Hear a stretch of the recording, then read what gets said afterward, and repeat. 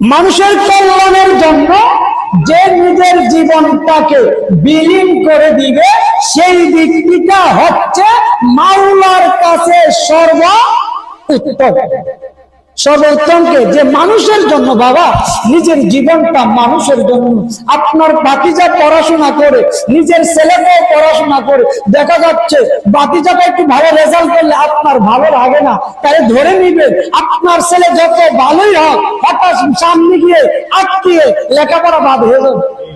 আপনার ভাতিজারা একটু ভালোবাসেন, আনন্দ হোক, আল্লাহর কাছে বলেন আল্লাহ আমার ভাতিজাটাকে আরো তার মেধা বাড়িয়ে দাও। আল্লাহ বান্দারে ও বান্দা এটা তো আমার গুণ, আমার গুণ, তুই আমার তোর নিজের চিন্তা না করে তোর ভাতিজার চিন্তা করলে, তুই তোর ভাতিজার চিন্তা তুই করলে, আর আমি তোর সন্তানের চিন্তা করলাম। আল্লাহকে বান্দা তুমি কি সামনে যাইতে চাও, আমি আল্লাহকে রাজি খুশি করতে চাও, তাহলে তুমি কি করো, পিছনের দিকে তাকাবে। তোমার 50 বছর 20 বছরের আগে তোমার অবস্থানটা কেমন ছিল, এটা চিন্তা করবে। তোমার অবস্থানটা কি হচ্ছিল, তোমার অপরাধের কথা, তুমি কি কি অন্যায় করেছো বলে বলে আমি আল্লাহর কাছে কাঁদো। তুমি বান্দা যখন পিছনের দিকে তাকাও আর আমি আল্লাহ তোমার সামনের দিকে তাকাই।